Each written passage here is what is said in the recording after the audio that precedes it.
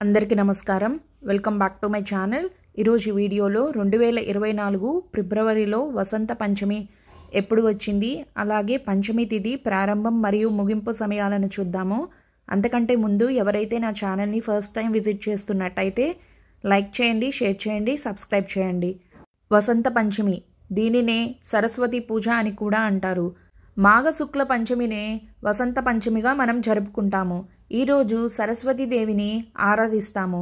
ఈరోజు పురాణాల ప్రకారం సరస్వతీదేవి అవతరించిందని కూడా చెప్తారు. ఈరోజు అక్షరాభ్యాసం చేపిస్తే పిల్లల చేత చాలా మంచిదని మనం నమ్ముతూ ఉంటాము. ఈ రోజుతో అంటే ఈ రోజులో మనకు మంచి సమయంతో పని లేదు. ఏ సమయంలో అయినా అక్షరాభ్యాసం నిర్వహిస్తే మంచిదని మన నమ్మకం. ఈ సంవత్సరం వసంత పంచమి ఎప్పుడు వచ్చింది అంటే ఫిబ్రవరి 14 బుధవారం నాడు వచ్చింది.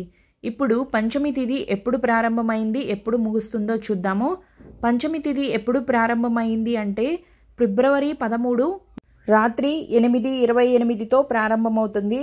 ఎప్పుడు ముగుస్తుంది అంటే ఫిబ్రవరి 14 బుధవారం సాయంత్రం 6:17తో ముగుస్తుంది.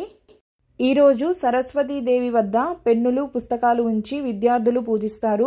మా చిన్నప్పుడైతే ప్రతి సంవత్సరం మా స్కూల్లో ఈ పూజను ఖచ్చితంగా చేస్తారు. మాకు బాగా గుర్తు. ఎప్పుడెప్పుడో సరస్వతి పూజ వస్తుందా అని ఎదురు చూసేవాళ్ళం.